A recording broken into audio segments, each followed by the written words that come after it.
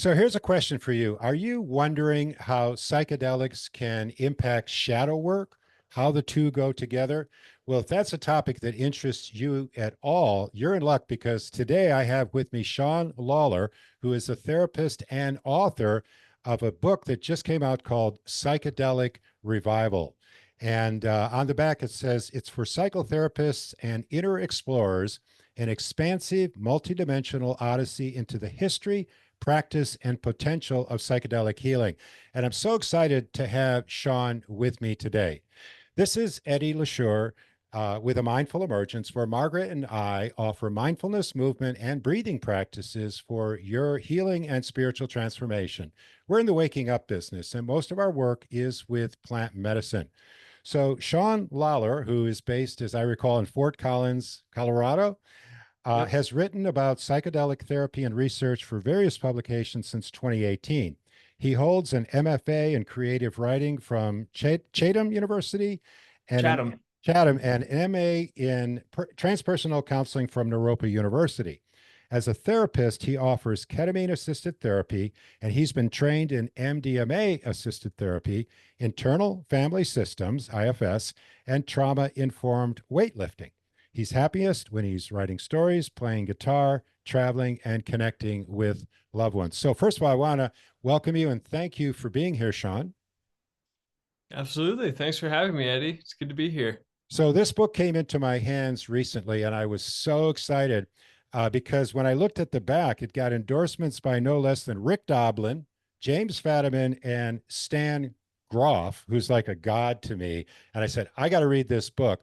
And I got to tell you, it's the best book I've seen on psychedelics. And I mean that sincerely. I've read a lot of material, but it's very comprehensive. It's very well written. And one of the things that I appreciate, Sean, that you do in this book is you cover such a wide range of topics, but you get into some stuff that not everybody wants to talk about. And one of those is the fact that a lot of people struggle with doing shadow work, and also that psychedelics are often used for spiritual bypassing. So the question I have is, what have you noticed? What have you learned in your personal and professional life about the relationship between psychedelics and shadow work? Well, firstly, thanks for all the kind words, Eddie. I really, really appreciate it. It's really good to be with you. Um, I think I went into psychedelics or learning more about psychedelics the way a lot of people do, which is seeing them as kind of an answer to so many things, and more specifically, seeing them as medicines that kind of make people more aware. Like they kind of like you can't really sidestep things or avoid things with psychedelics because they magnify realities and they will kind of turn you toward your darkest things because that was kind of my experience. And I was really surprised at a certain point to realize that isn't as much of a property as I think I had thought.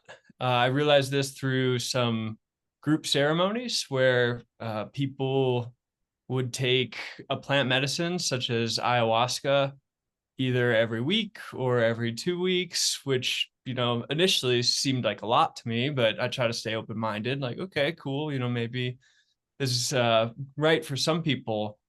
But I noticed they would kind of after a ceremony talk about like, oh, I healed this, I healed that, I'm not doing this anymore, I'm not doing that. And then 2 days later, they'd be doing the same thing again, and then kind of come back to the medicine. So it seemed like this kind of cycle of kind of reaching for the peak experience and feeling like, oh, I'm healing because who knows, everyone's got their own reasons. But not actually touching into maybe the deeper roots of trauma or some of the deeper patterns underlying whatever they want to be healing. So I realized that psychedelics don't necessarily put you in touch with the shadow, and over time, I guess more darkness behind this kind of revealed itself to me that some people seem capable of bypassing a whole lot to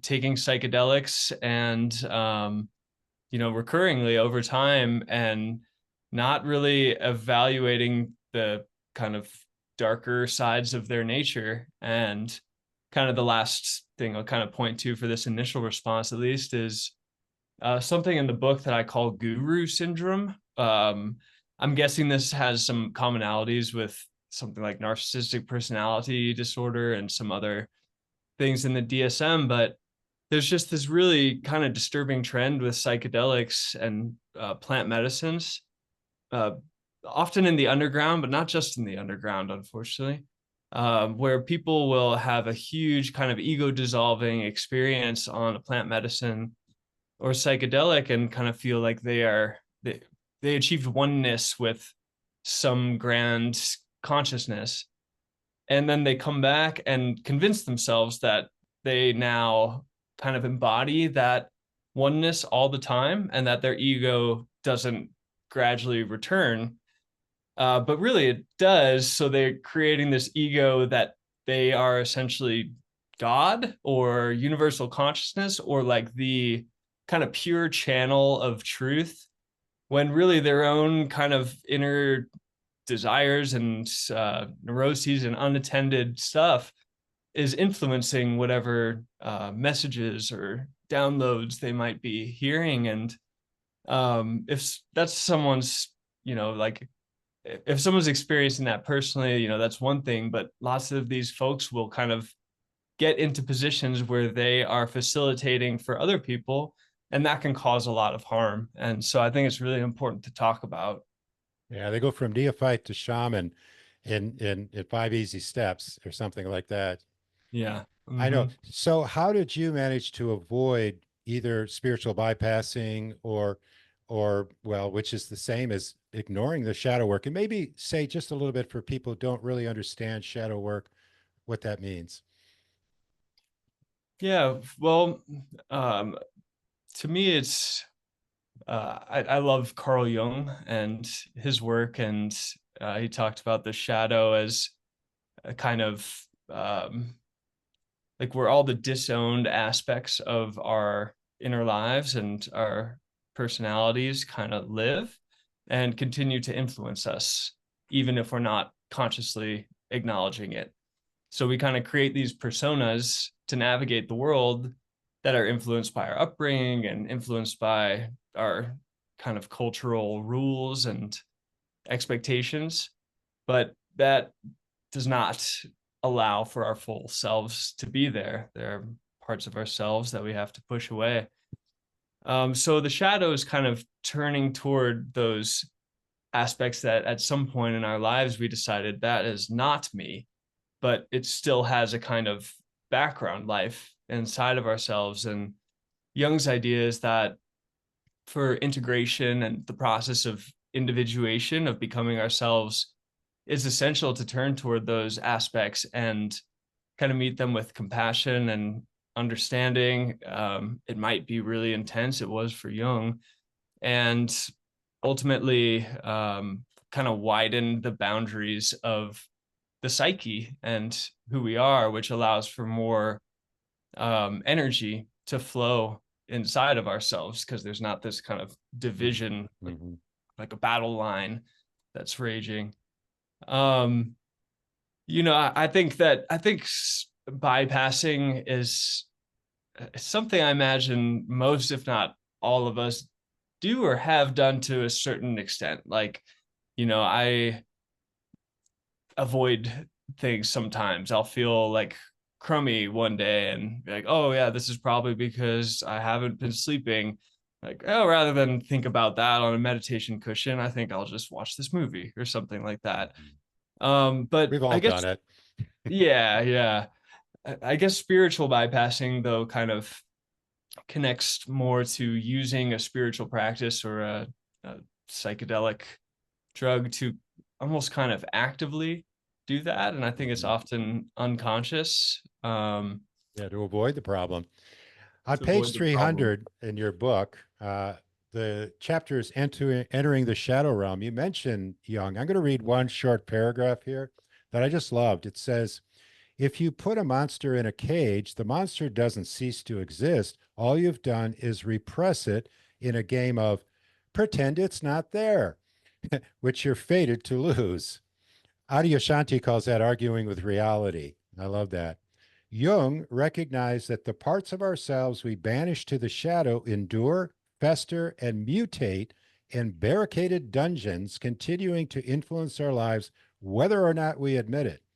Individuation, the process through which the fractured psyche becomes whole, requires integrating the shadow into consciousness. If you would talk a little bit about integrating the shadow into consciousness, just generally integration work, how you view it. Sure. I think it kind of hinges on, well, when it's connected to the deep psychedelic or plant medicine work, I think it hinges on recognizing the deep psychedelic or peak experience as a catalyst and not an end in itself. Even if we come out of it thinking like, wow, I've healed this or that, maybe we have, that's amazing, but that kind of follow through that's essential for actual life change, so that the psychedelic experience doesn't just kind of remain in this distant realm that doesn't actually have any bearing on our day-to-day lives. It was just an Uh, interesting experience. just an interesting experience, yeah, that kind of fades over time. um oh, you were, sorry, I'm trying to remember this To talk specifics. about integration, integrating shadow into Okay, the consciousness. shadow, right. um Yeah, maybe I could just give a little personal Yeah. anecdote.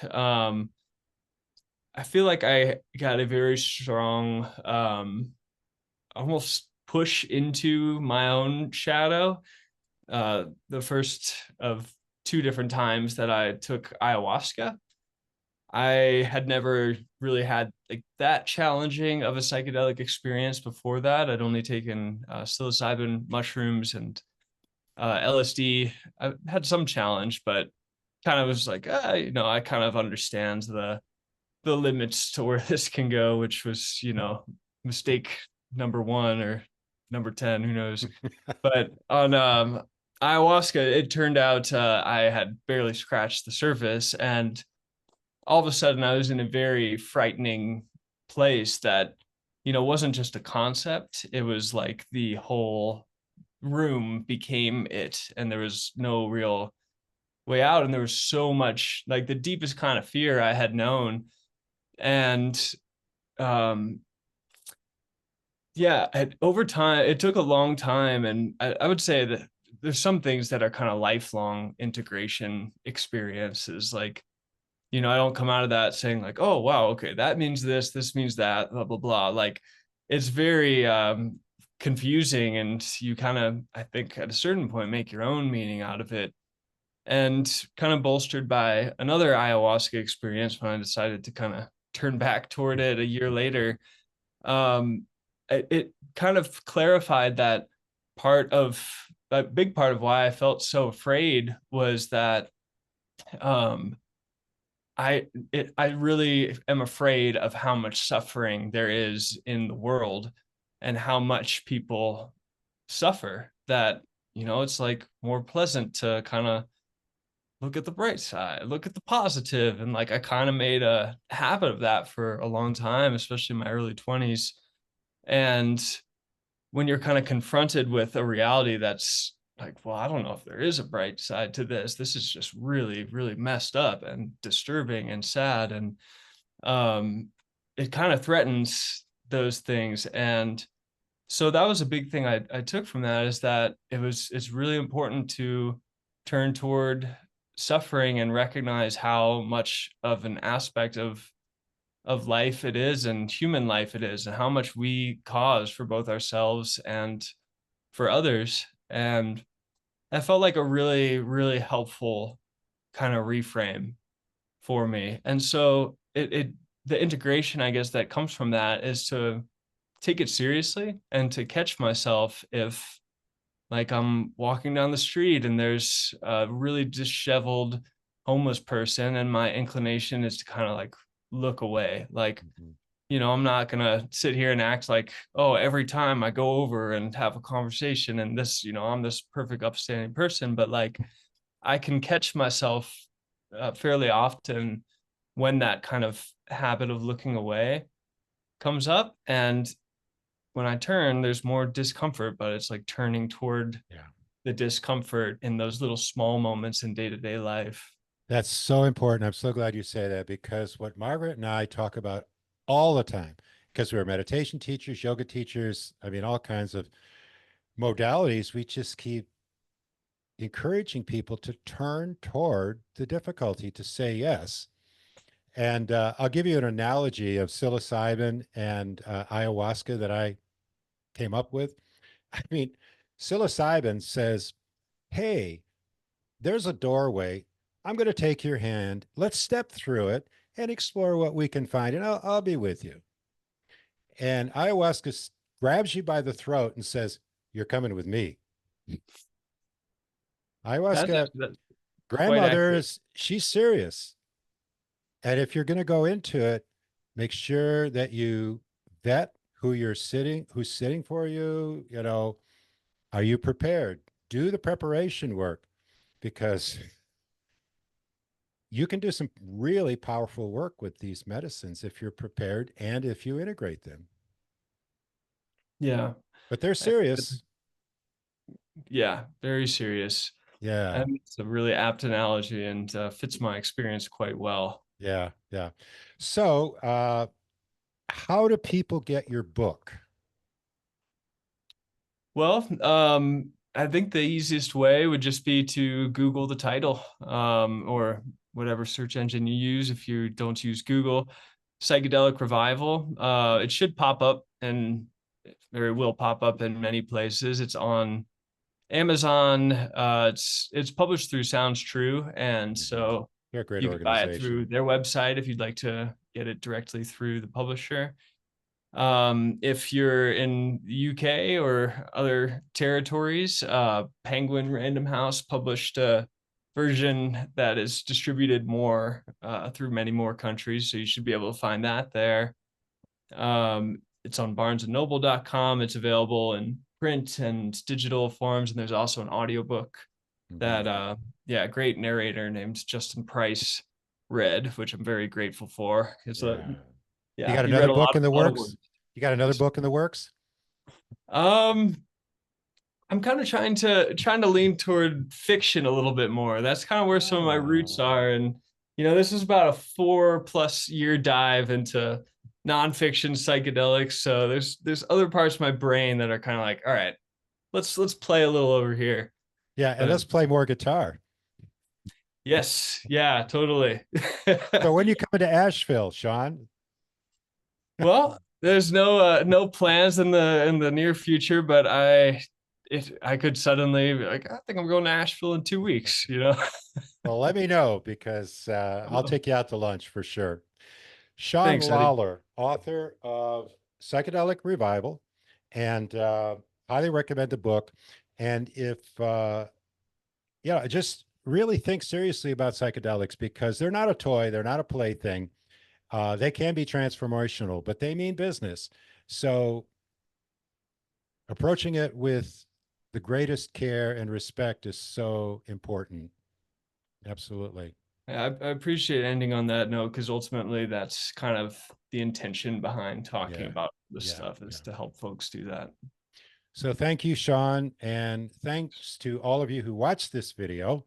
Uh, we welcome comments. So if you have anything you want to say, drop it in the comments section.